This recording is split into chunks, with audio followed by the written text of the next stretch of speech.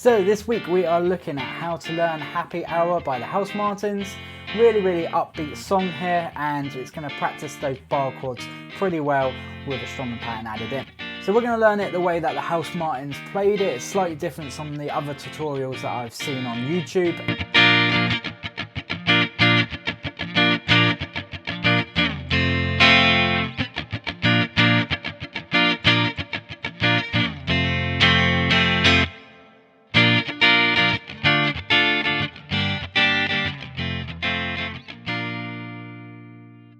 So we're going to start off with our A sharp major chord, okay, and we're going to play this down at the first and the third fret. So it's the first fret A, and then the third fret on the D, the G, and the B. Okay, and we're going to go down, and then we're going to mute with another down. And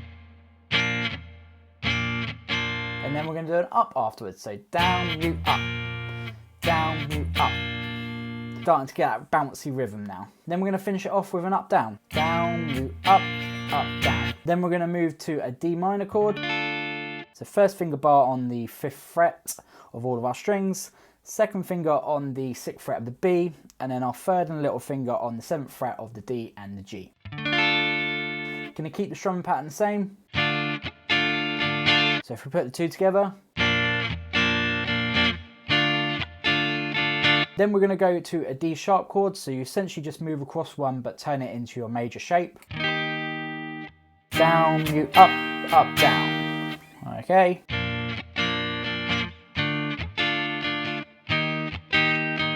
And finally we're going to go to our F major bar chord, and again keeping the strumming pattern the same.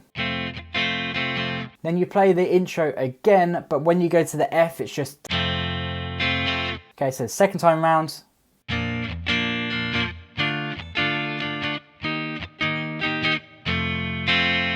Then that leads you into the verse where the vocals start. So for the verse, the strumming pattern and the chords are essentially exactly the same. There are a few differences though. So after 2 lots of the chord progression,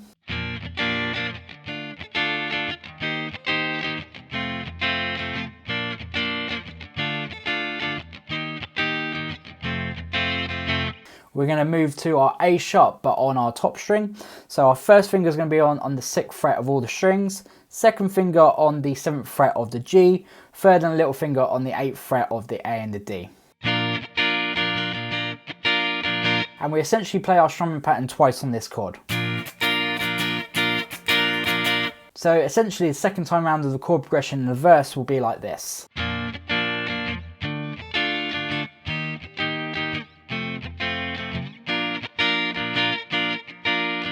After that, we're going to add some mutes in to this A sharp chord. Okay, so it's going to be down, up, muted, and then chord. So on those chords, I do 2 downstrokes. And we're going to do it essentially 3 times, okay? So after that, you then go to your F major chord, and you do your down, up, down. So it'll be like this.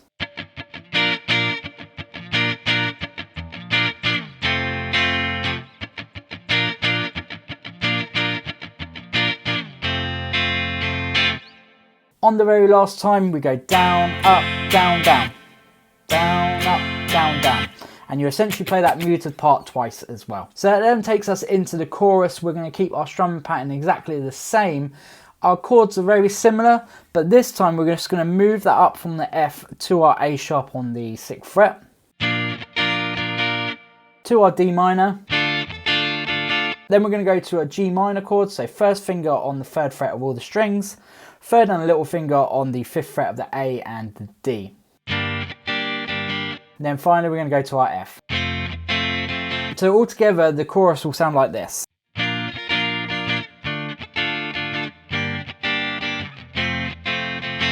So in the chorus you essentially play that chord progression 3 times. On the very last F again we go down, up, down, and then that leads us back into the verse. For the verse, you then obviously just drop your fingers down back into the A sharp here. So you might be wondering about why we're playing 2 different A sharps. For the intro and verse, we're playing it down here. For the chorus, we're playing it up here. The chord after is the same, right? It's the D minor in the chorus, and also in the verse and the intro it's a D minor. So why don't we just play it here all the time? Reason I think, and obviously this is really a complete guess, is he changed it just to differentiate and get a slightly different sound between the intro and the verse and the chorus. If you check out the official video, which is really just like a live video, you can see for the chorus it actually starts up here. I guess you get a little bit of a thicker sound because we're getting that low E in.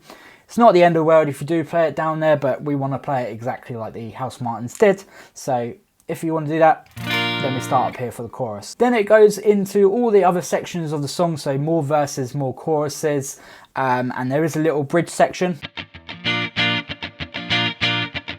Again, just exactly the same as how we played it the first time. So towards the end of the song, our strumming pattern does change for the chorus, just to straight 8s on each chord, but the chord progression stays the same.